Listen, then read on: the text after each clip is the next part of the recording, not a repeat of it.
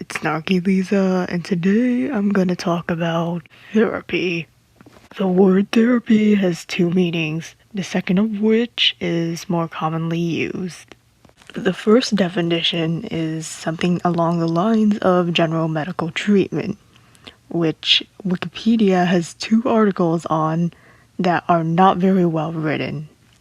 Like, seriously, if you just look at the Wikipedia articles on therapy and therapists, what happened to proper encyclopedia format, not being confusing, and finally, just citing your sources even? But that's not what I'll be going over today. The second, more common definition nowadays is mental health counseling, or in super fancy medical terms, psychotherapy. This is basically given out by trained professionals to help people who are feeling depressed or low, or have self-esteem issues, or angry, or anxious, or stressed, or especially with mental health disorders to help feel better and do better. Often on the internet, common advice given to people who are lashing out is to go see a therapist. But is it always helpful? Well, this video will go over why it might not be always the best advice. Also, if you like this kind of analysis commentary style content, don't forget to like, subscribe, and maybe leave a comment. It really helps the algorithm find my channel. Thank you. The cost of therapy. The first thing to know about therapy is that in the vast majority of countries, it is not free. In fact, it can be quite expensive if your work insurance plan doesn't cover it, and even then, in the UK, the US, and heck, even Canada, which does have a free healthcare system for medical care only by doctors, our average therapy session costs around $150, which you could use to buy a hotel for a day. Let's say, for example, you're struggling with housing. You also have mental health issues that partially stem from your abusive parents, who are the reason why you are A, poor, and B, kinda homeless. Long term, the mental health issues might screw up your physical health as well, but right now, it's unlikely it'll kill you. On the other hand, not having a place to stay will screw up your life long and short term as well, because, well, shelter is a basic human need. So, between therapy and that hotel, which would you choose? This is just one example. Of course, $150 can buy you a bunch of other stuff as well. And I'm being approximate with this, as the UK technically doesn't even use dollars, it uses pounds, and I'm doing an approximate conversion. With that being said, in addition to being expensive, in some countries, therapists are also rare. For example, let's look at China right here. In China, despite a recent surge in popularity, there is still one therapist per 83-ish thousand people.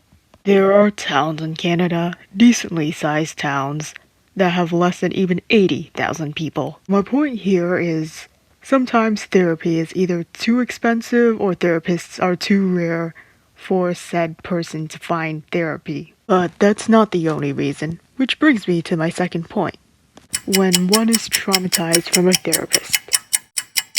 Therapists are supposed to help people feel better and make better life decisions, right? If you've answered yes, you are correct. Therapy patients are often either A, vulnerable, or B, susceptible to manipulation. Because of this, some therapists take advantage of it in negative ways, like trying to control the patient's life decisions to an unreasonable point, or, in a worst-case scenario, giving the patient terrible advice so that the patient would inevitably be forced to come back and give the therapist more money. Okay, but seriously, some therapists are also just incompetent. For example, they might tell a patient with severe anxiety to just breathe if an attack comes on, without giving any other advice or try to pressure someone who suffered from an abusive ex-partner to just forgive that ex-partner unconditionally. Now, am I saying that all therapists are bad? Well, of course not, and I do not discourage therapy. It can be and has been a powerful healing tool for many, but some people have also had bad and even traumatic experiences with therapy. I'm not saying you should discourage them from ever seeing a therapist ever again, but maybe don't scream, "Go see a therapist," at their faces. The video is not over yet though. I have one more reason, so stick around. When people suck.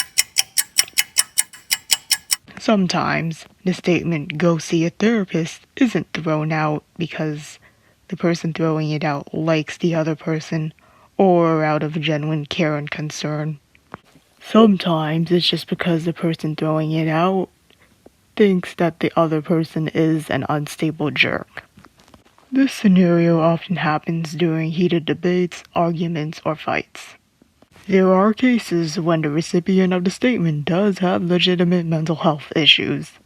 The problem with throwing out a statement like this in a heated debate is that, at best, if the recipient really is a jerk, you're kind of deflecting from the main issue that the recipient is a jerk and needs to take accountability and improve from their actions. At worst, if the recipient isn't, then you're just being kind of patronizing and condescending. Either way, it's not great. Whew, looks like I've covered everything I wanted to cover.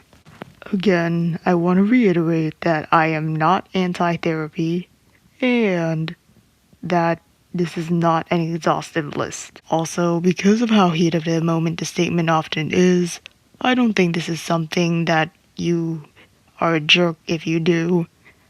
Nor is this something you need to take dramatic accountability for in most cases.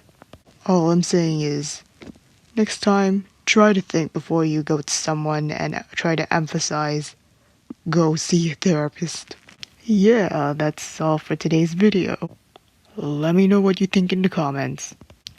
I am working on a song. Hopefully it's gonna be better than that joke song I released earlier. But I'm not sure if I'm gonna release that first, or am I just gonna do another commentary?